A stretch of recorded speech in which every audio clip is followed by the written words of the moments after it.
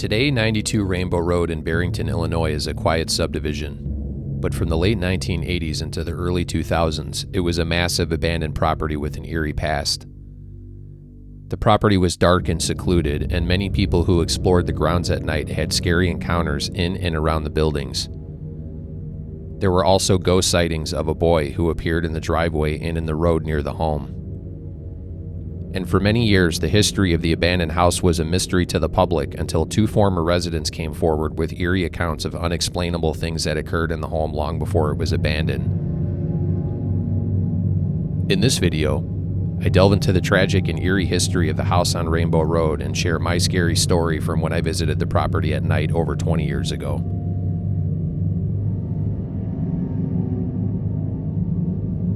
Contrary to urban legends, 92 Rainbow Road was never an insane asylum or a mob safe house.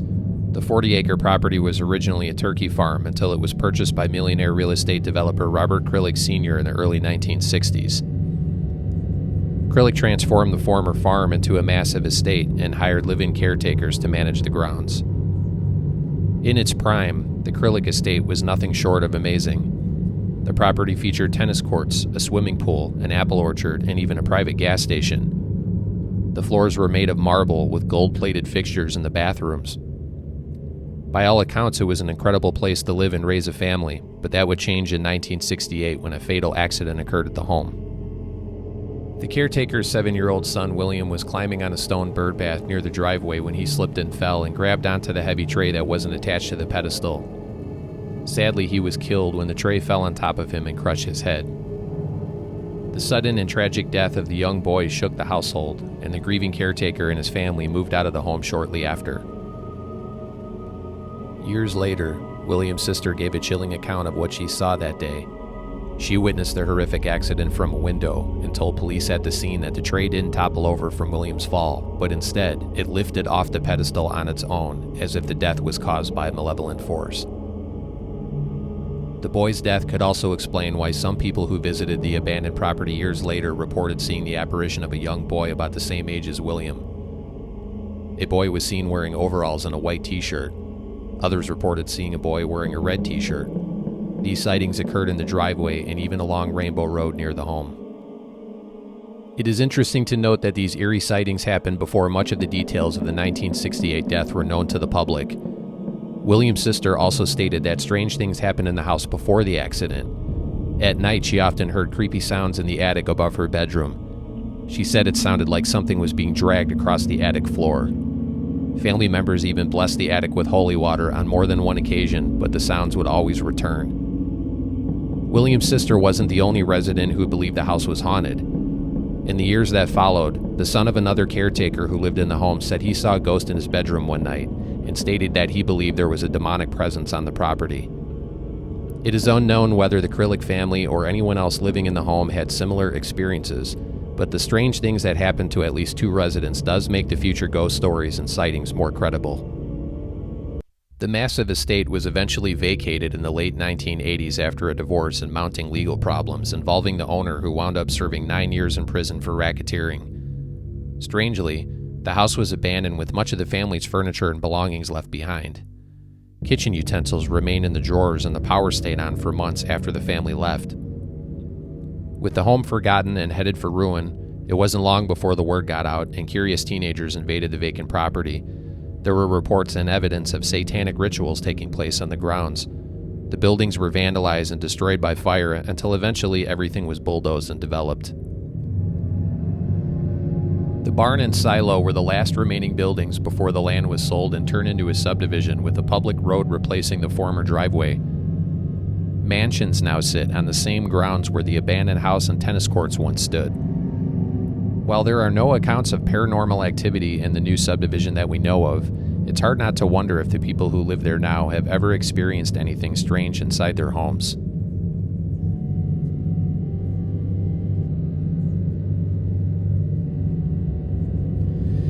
I went to the house on Rainbow Road back in the early 2000s before the gates were removed. The house had already been torn down, but there was two buildings remaining. There was a barn and a silo. It was either a barn or a guest house. I'm not sure because it was really dark when I went there, but I just remember seeing two buildings.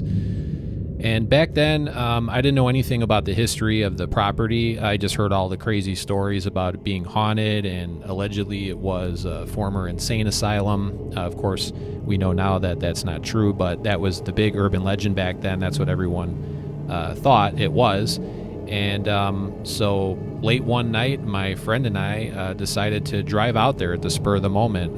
Neither of us had been there before, and we heard all the stories, and we were just really curious to see this abandoned insane asylum everybody was talking about. So we hopped in my car and we drove out to Rainbow Road at 2 o'clock in the morning. It was very late, I remember, and it was in the summer, and it was on a weekend. And we didn't have, this is early 2000s, before like smartphones and Google Maps GPS, where you could just easily get directions. So we only knew that the entrance was by a curve in the road, and so we were just looking for these gates at the curve in the road, and we found them. And I remember pulling in with my headlight shining on those gates, and it looked like a scene from a horror movie. I mean, it was really creepy. You can see, like, on the other side of the gates how dark it was. It was totally overgrown, and we even debated, turning back because we had a bad feeling, and we're like, we're gonna get in trouble. But we drove too far, and we wanted to check this place out. So we drove to a nearby road because you couldn't really park in front of it. So we drove to this nearby side road and parked over there. And we got out of my car, and we realized we made a terrible mistake. We forgot to bring a flashlight. And like I said earlier, this was before smartphones.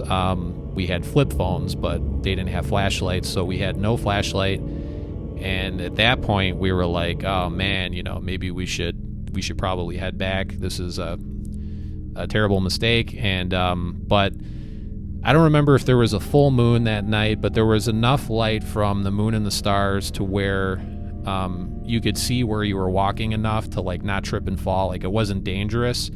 It was still really dark, but there was enough light where you could see enough to walk. So we said, let's go for it. Let's do it. So I locked my car, and we walked to the gates, and we hopped over those gates and started making our way up this driveway. Now, this property was by far the scariest place I've ever gone to at night, the scariest abandoned property I've ever gone to at night.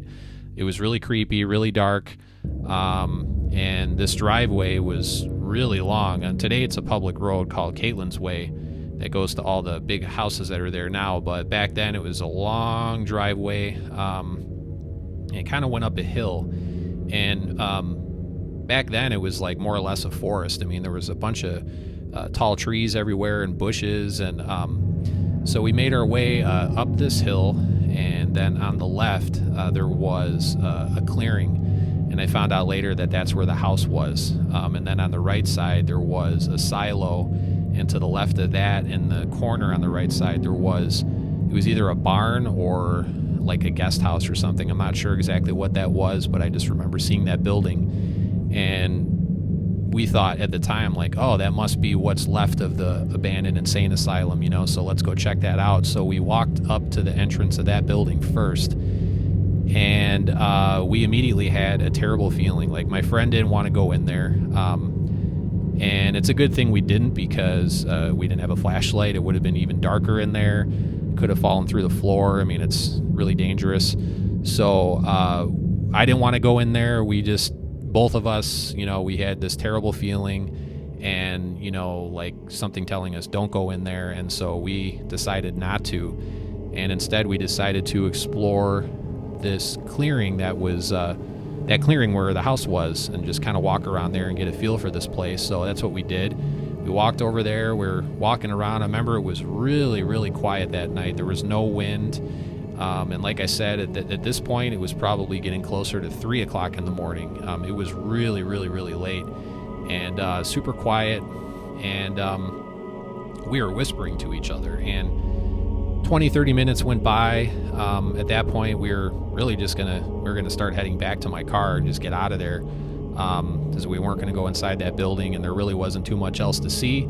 especially without a flashlight. So we were just about ready to make our way out of there when we heard the most scariest sound out of nowhere. It still gives me the chills when I think about it. We heard a loud scream. It out of nowhere, just one loud scream, and the scream was coming from the direction of the building. Like, it sounded like a distant scream, but it was, from what we could tell, was coming from inside that building. And my friend looked at me, I looked at him, and we didn't even hesitate to start running. We ran so fast out of there down that driveway. And I remember my friend was running up ahead of me, and I was looking over my shoulder as I was running to see if I could see anything or anyone chasing after us. Of course, I couldn't see because it was so dark. But we made it all the way back to those gates, and I remember climbing over.